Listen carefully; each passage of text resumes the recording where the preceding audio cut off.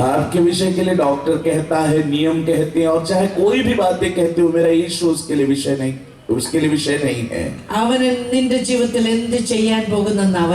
और उसे मालूम है कि वो आपके जीवन में क्या करने जा रहा है। Hallelujah, hallelujah.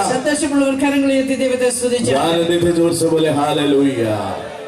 നിനക്ക് പറയാൻ ധൈര്യമായിട്ട് പറയാൻ കഴിയോ എൻ്റെ ജീവിതത്തിൽ എന്ത് ചെയ്യാൻ പോകുന്നെന്ന് എൻ്റെ യേശുവിനെ അറിയാം. और क्या आप साहस के साथ कह सकते हैं कि मेरे जीवन में मैं क्या करने जा रहा हूँ, ये यीशु अच्छे से जानता है। എൻ്റെ ജീവിതത്തിൽ എന്താ സംഭവിക്കാൻ പോകുന്നത് എൻ്റെ യേശുവിനെ അറിയാം. मेरे जीवन में क्या होने जा रहा है, मेरा यीशु अच्छे से जानता है। എൻ്റെ യേശുവിന് മാത്രമേ അത് അറിയത്തുള്ളൂ. और सिर्फ मेरा यीशु मात्र उसे जानता है। ഡോക്ടേഴ്സ് പറയുന്നത് പോലെ അല്ല എൻ്റെ ജീവിതം. डॉक्टर जैसा बोलते हैं वैसा नहीं है मेरा जीवन। വൈദ്യശാസ്ത്രം പറയുന്നത് പോലെ അല്ല എൻ്റെ ജീവിതം. वैद्य शास्त्र जैसा कहता है वैसा नहीं है मेरा जीवन। എൻ്റെ യേശു എന്ത് പറയുന്നു അത് മാത്രമേ നടക്കത്തുള്ളൂ. और मेरा यीशु जो कहता है बस वही होगा। അങ്ങനെ വിശ്വസിക്കുന്നവർ കരമുയർത്തി ദൈവത്തെ സ്തുതിച്ചു. ऐसे जो विश्वास करते हैं वो जोर से बोले हालेलुया। हालेलुया.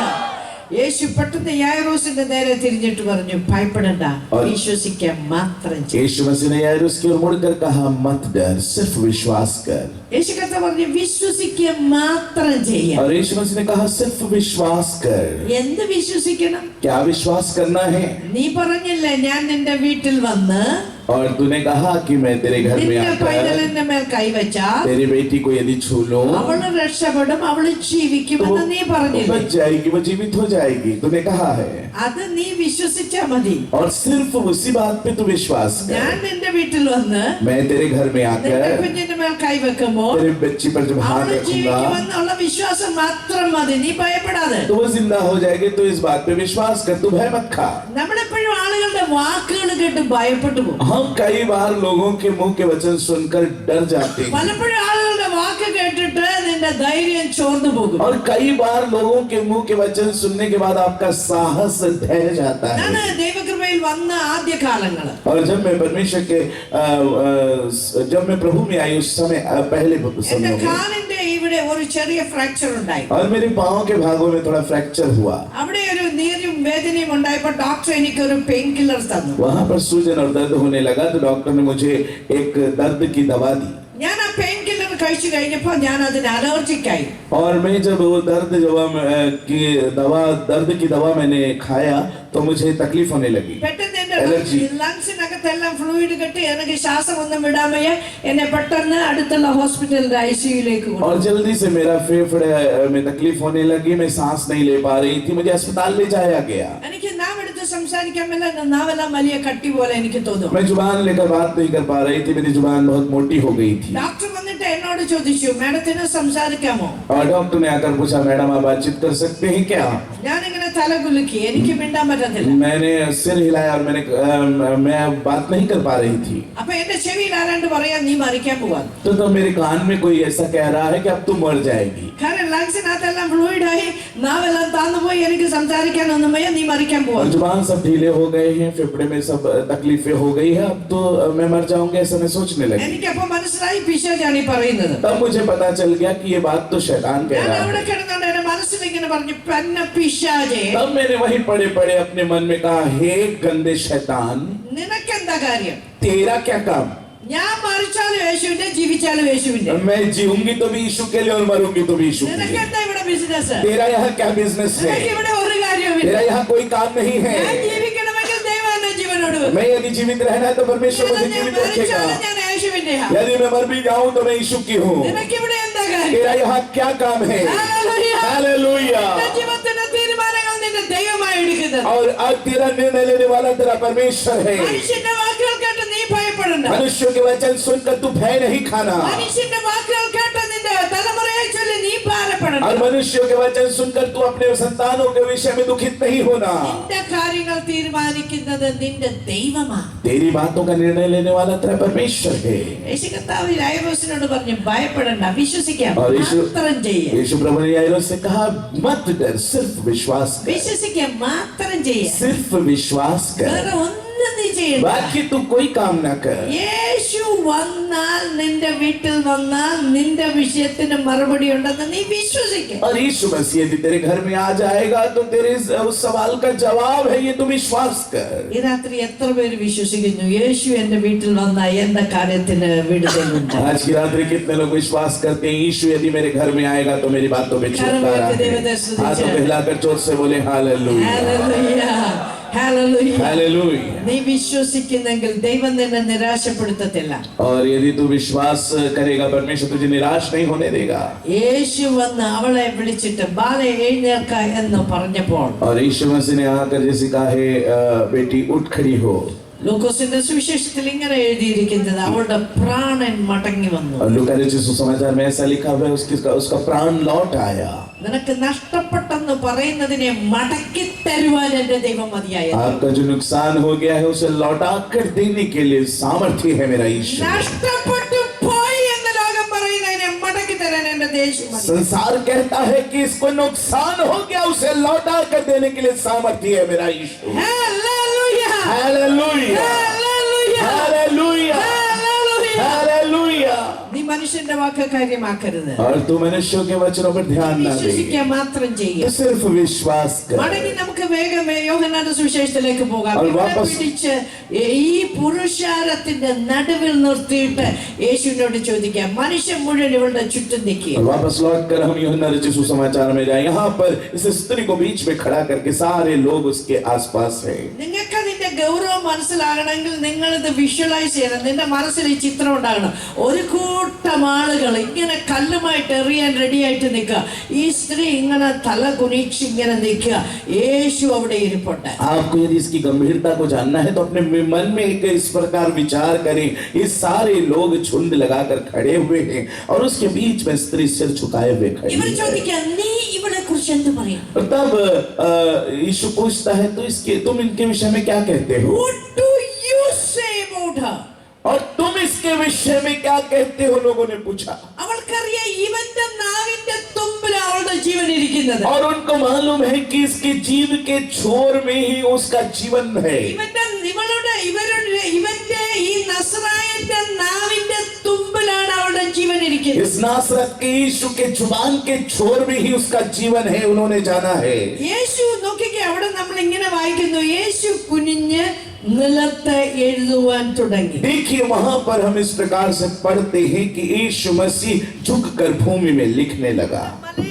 മലയാളം ബൈബിൾ അവിടെ ഇങ്ങനെ എഴുതിയിരിക്കുന്ന യേശുവോ കുനിഞ്ഞ് നിലത്ത് എഴുതുവാൻ തുടങ്ങി. और मलयालम बाइबल में ऐसा लिखा हुआ है कि यीशु झुककर भूमि पर लिखने लगा. ഒരു കൂട്ടം ആളുകൾ കല്ലുമായിട്ട് നിൽക്കുന്നു. एक झुंड पत्थरवाहक में पत्थर लेकर खड़ा है. പരീശന്മാരും ശാസ്ത്രിമാരും നീ എന്ത് പറയുന്നെന്ന് ചോദിച്ചുകൊണ്ട് നിൽക്കുന്നു. फरीसी और शास्त्री ये पूछते हैं कि तू क्या कहता है? പിടിക്കപ്പെട്ട സ്ത്രീ ഇങ്ങനെ തലകുനിച്ചിരുന്ന് നടുവിൽ നിൽക്കുന്നു. पकड़ी गई स्त्री सिर झुकाकर बीच में खड़ी है. യേശുവോ यीशु കുനിഞ്ഞ് झुककर നിലത്ത് എഴുതുവാൻ തുടങ്ങി. भूमि में लिखने लगा.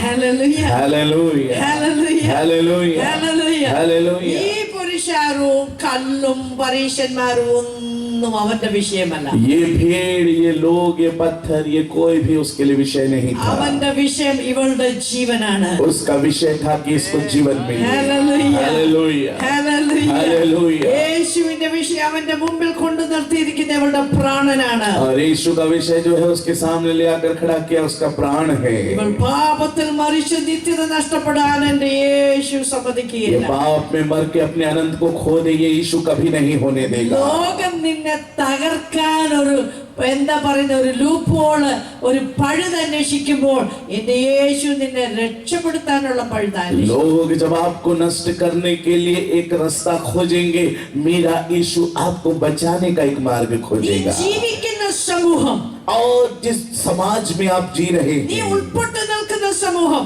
आज जिस समाज में നിന്നെ है, തകർത്ത് കളയാൻ, നിന്റെ പ്രാണനെ ഒടുക്കാൻ വേണ്ടി പദ്ധതികൾ ആവിഷ്കരിക്കുമ്പോൾ നിന്റെ പ്രാണനെ വിടുവിക്കാനുള്ള പദ്ധതിയെ എന്റെ തമ്പുരാൻ നോക്കുന്നു. तुझे नुकसान करने के लिए जब वो योजना बना रहा है, ऐसे समय में मेरा परमेश्वर तुझे बचाने की योजना बनाता है. ഹല്ലേലൂയ.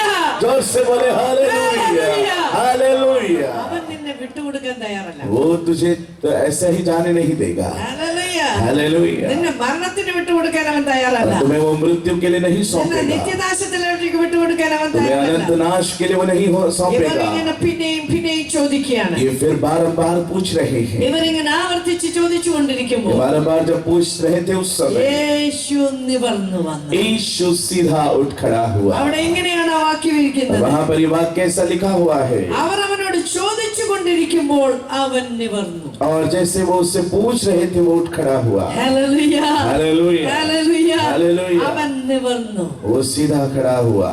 യേശു നിവർന്നു വന്നത് നിന്നെ തകർക്കാനല്ല, നിന്നെ പണിയാൻ, നിന്നെ ഉയർത്താൻ. यीशु जो सीधा खड़ा हुआ है वो तुझे नुकसान देने के लिए नहीं, तुझे बनाने के लिए खड़ा हुआ। അവൻ നിവർന്നത് നിന്നെ ജീവനിലേക്ക് കടത്താനാണ്. वो जो सीधा खड़ा हुआ है वो इसलिए कि तुझे जीवन में प्रवेश कराए। അതുകൊണ്ട് റോമാലേഖനം ഇങ്ങനെ പറയുന്നത്, അവൻ നമ്മളെ പാപത്തിന്റെയും മരണത്തിന്റെയും പ്രമാണത്തിൽ നിന്ന് ജീവന്റെയും ആത്മാവിന്റെയും പ്രമാണത്തിലേക്ക് സ്വാതന്ത്ര്യം വരുത്തി. और इस प्रकार से रोमियो की पत्री में लिखा हुआ है कि वो हमें मृत्यु की और पाप की व्यवस्था से उस जीवन की व्यवस्था में ले आया। യോഹന്നാൻ 3-ാം അധ്യായത്തിന്റെ 17-ാമത്തെ വാക്യത്തിൽ നമ്മൾ ഇങ്ങനെയാണ് വായിക്കുന്നത്. यूहन्ना रचित सुसमाचार 3:17 में हम ऐसा पढ़ते हैं, ദൈവം തന്റെ പുത്രനെ ലോകത്തിലേക്ക് അയച്ചത് परमेश्वर ने अपने पुत्र को जिस संसार में भेजा, ലോകത്തെ വിധിക്കുവാനല്ല, ലോകം അവനാൽ രക്ഷിക്കപ്പെടുവാനത്രേ. संसार को नाश करने, उसके न्याय करने, उसको बचाने के लिए है। യേശു നിവർന്നു. और यीशु सीधा खड़ा हुआ। എന്നിട്ട് അവരോട് പറഞ്ഞു, നിങ്ങളിൽ പാപമില്ലാത്തവൾ ഇവളെ ഒന്നാമതെറിയട്ടെ. और उसके बाद इस प्रकार से कहा, तुम में से जो निष्पाप हो वही पहला पत्थर मारे। ന്യായപ്രമാണം കല്ലെറിയണമെന്ന് വിധിച്ചെടുത്ത് व्यवस्था जहाँ कहते कि इसे पत्थरवाह किया ഇവരെ जाए വെറുതെ വിടാൻ പറഞ്ഞാൽ അവർ യേശുവിനെ കുറ്റം വിധിക്കും. और इसे ऐसे छोड़ दिया जाए तो यीशु पर वो दोष लगाएंगे। അതുകൊണ്ട് യേശുവിനെ വെറുതെ വിടാൻ പറഞ്ഞില്ല. और यीशु ने इसे व्यर्थ में जाने को नहीं യേശു कहा। പറഞ്ഞു, നിങ്ങളിൽ പാപമില്ലാത്തവൻ ഇവളെ ഒന്നാമതെറിയട്ടെ. यीशु मसीह ने उनसे कहा कि तुम में जो निष्पाप हो वही पहला पत्थर मारे, പിന്നെ ആർക്ക് വേണമെങ്കിലും എറിയാം. फिर उसके बाद कोई भी പക്ഷെ मारे। ആദ്യം എറിയുന്നവൻ പാപമില്ലാത്തവനാണ്. और जो पहला पत्थर मारे वो निष्पाप होना चाहिए। ഹല്ലേലൂയ, हालेलुया, ഹല്ലേലൂയ. हालेलुया। തിരുവചനത്തിൽ ഇങ്ങനെയാണ് എഴുതിയിരിക്കുന്നത്, परमेश्वर के कलाम में ऐसा लिखा അവർ है, ഓരോരുത്തരായി, और वो एक एक करके, അവർ ഓരോരുത്തരായി वो एक एक करके അത് കേട്ട് ये सुनकर മനസ്സാക്ഷിയുടെ ആക്ഷേപം നിമിത്തം, और उस बात के कारण, അതിന്റെ 9-ാമത്തെ വാക്യം, उसका 9वां वचन में ऐसा लिखा അവർ हुआ അത് है, കേട്ടിട്ട് മനസ്സാക്ഷിയുടെ ആക്ഷേപ ഹേതുവായി മൂത്തവരും ഇളയവരും ഓരോരുത്തരായി വിട്ടുപോയി. परंतु वे यह सुनकर बड़ों से लेकर छोटों तक एक एक करके निकल गए। എല്ലാവരും ഓരോരുത്തരായി കല്ല് താഴെ ഇട്ടിട്ട് പോയി. एक एक जन पत्थर को नीचे रख के निकल गया। യേശു നടുവിൽ നിൽക്കുന്ന സ്ത്രീ മാത്രം ശേഷിച്ചു. अब यीशु और वो स्त्री सिर्फ बची रही। നിങ്ങളൊന്ന് ചിന്തിച്ചേ, जरा आप विचार करें, എന്തുകൊണ്ടാണ് ഈ സ്ത്രീ പോകാഞ്ഞത്? क्यों ये स्त्री नहीं गई? ഹല്ലേലൂയ. ഈ हालेलुया। മുഴുവൻ ആളുകളും പോയപ്പോ യേശു കാണുന്നില്ല, ഇവൾക്കും അങ്ങ് പോയിക്കൂടായിരുന്നു. और ये सारे लोग जब चले गए, यीशु तो देख नहीं रहा, क्या वो ये स्त्री को भी चला जाना था? അവിടെ പരിശുദ്ധാത്മാവ് പറഞ്ഞ ഒരു പദമുണ്ട്, वहां पर पवित्र आत्मा ने एक पद कहा है, മനസ്സാക്ഷിയുടെ ആക്ഷേപം ഹേതുവായി. മനസ്സാക്ഷിയുടെ ആക്ഷേപം ഹേതുവായി. विवेक के कारण, നിന്റെ മനസ്സാക്ഷി, നിന്റെ അന്തരംഗം നിന്നെ കുറ്റം വിധിച്ചു. और उसका विवेक उसे दोषी ठहरा रहा था। इसलिए ഇവൾക്കറിയാം ഇവൾ പാപം ചെയ്തു. उसे पता था कि उसने पाप किया है। യേശുവിന്റെ മുമ്പിൽ അവൾ പോകാതെ നിൽക്കുമ്പോൾ അവൾ അഡ്മിറ്റ് ചെയ്യുകയാണ്, അവൾ പാപം ചെയ്തു. और यीशु मसीह के पास से वो नहीं गई, इसलिए वो ये बात को कह रही है कि हाँ मैंने पाप किया है। നമ്മൾ വേറെ ഒന്നും ചെയ്യാൻ ആഗ്രഹിക്കുന്നില്ല ദൈവം, നമ്മൾ നമ്മുടെ തെറ്റുകൾ അഡ്മിറ്റ് ചെയ്യണമെന്നാ ദൈവം ആഗ്രഹിക്കുന്നത്. परमेश्वर सिर्फ यही चाहता है कि हम अपनी गलतियों को मान लें। യേശു അവളോട് ചോദിച്ചു, यीशु ने उससे पूछा, യേശു നിവർന്ന് അവളോട്, സ്ത്രീയെ അവർ എവിടെ? यीशु ने सीधा खड़े होकर उससे पूछा, हे स्त्री वे सब कहाँ गए? ആരും നിനക്ക് ശിക്ഷ വിധിച്ചില്ലയോ? क्या किसी ने भी तुझ पर दंड की आज्ञा नहीं दी? എന്തിയോ നിന്നെ കല്ലെറിഞ്ഞു കൊല്ലാൻ ഒരു വലിയ കൂട്ടം ആളുകൾ നിന്നിട്ട് ആരും നിനക്ക് ശിക്ഷ വിധിക്കാതെ പോയോ? യേശു അവളോട് एक ചോദിച്ചു. बड़ा झुंड पत्थरवाह करने के लिए जो खड़ा था, उसमें से क्या कोई भी किसी ने भी तुझ पर पत्थरवाह नहीं किया? यीशु ने पूछा। നിങ്ങൾ അടുത്ത പദം ശ്രദ്ധിക്കണം, अगले पद पर अब ध्यान दें, വളരെ ഗൗരവമുള്ള പദമാണ്. बहुत ही गंभीर बात है। അവളുടെ മറുപടി, उसका जवाब, ഇല്ല കർത്താവേ. नहीं प्रभु, ഇല്ല കർത്താവേ. नहीं प्रभु। നോക്കിക്കേ, അവൾ അവനെ വിളിക്കുന്നത് ഗുരു എന്നല്ല, അവൾ അവനെ വിളിക്കുന്നത് ഗുരു എന്നല്ല, वो उसे गुरु नहीं बुला रही, അവൾ അവനെ വിളിക്കുന്നത് യേശു എന്നല്ല, उसे यीशु भी नहीं बुला रही है, നസ്രായനായ യേശു എന്നല്ല, और नासरत का यीशु भी नहीं कह रही है, അവൾ വിളിക്കുന്നത് കർത്താവേ. वो उसे कह रही है प्रभु। കർത്താവേ എന്ന് പറഞ്ഞാൽ ജീവിതത്തിൽ കർത്തൃത്വം നടത്തുന്നവൻ और प्रभु कहने का अर्थ जो है, जो जीवन में प्रभुता करता है। എന്ന് പറഞ്ഞാൽ അവൾ പറഞ്ഞു, ഇന്നലെ വരെയും ഇന്ന് വരെയും ഈ നിമിഷം വരെ പാപമാണ് എന്റെ ജീവിതത്തിൽ കർത്തൃത്വം നടത്തി. और उसने इस प्रकार से कहा कि आज तक, इस समय तक मेरे जीवन में पाप प्रभुता कर रहा था, ഇപ്പോൾ മുതൽ നീയാണ് എന്റെ ജീവിതത്തിൽ കർത്തൃത്വം നടത്തുന്നത്. अभी से, इस समय से मेरे जीवन पे प्रभुता तू कर रहा है। ഇനി പാപത്തിന് എന്റെ ജീവിതത്തിൽ സ്ഥാനമില്ല. अब पाप का मेरे जीवन में स्थान नहीं നീയാണ് है। എന്റെ പ്രാണനെ വിടുവിച്ചത്. तूने मेरे प्राण को बचाया അവള് है। പറയണ, ഇല്ല കർത്താവേ. वो कहती है नहीं प्रभु। യേശു അതിന് മറുപടി പറഞ്ഞത്. यीशु ने उसको जवाब दिया। യേശു അവളോട് പറയാണ്, यीशु उससे कहता है, ഞാനും നിനക്ക് ശിക്ഷ വിധിക്കുന്നില്ല, मैं भी तुझ पर दंड की आज्ञा नहीं देता, പോക, चली जा ഇനി പാപം ചെയ്യരുത്. और फिर पाप ना Sin करना, no more. और फिर पाप ना നിന്റെ करना। ഇന്നലകളല്ല ദൈവത്തിന്റെ വിഷയം. और आपकी निंदा नहीं है परमेश्वर का ഇനി विषय। പാപം ചെയ്യരുത്. अब से तो पाप नहीं പോക. करना, जा। ഇന്ന് നീ ആയിരിക്കുന്ന അവസ്ഥയിൽ നിന്ന് अभी तू जिस अवस्था में है उससे പോക എന്ന് കൽപ്പിക്കാനാണ് ദൈവം जा നിന്റെ സന്നിധിയിൽ നിൽക്കുന്നത്. कहने के लिए परमेश्वर की उपस्थिति ഇന്ന് में। നിന്റെ അവസ്ഥ എന്തുമാകട്ടെ, आज आपकी अवस्था चाहे कोई നിന്റെ भी ना हो, ദാരിദ്ര്യത്തിൽ നിന്ന്, आपकी നിന്റെ दरिद्रता से, ബാധ്യതകളിൽ നിന്ന്, आपकी उस നിന്റെ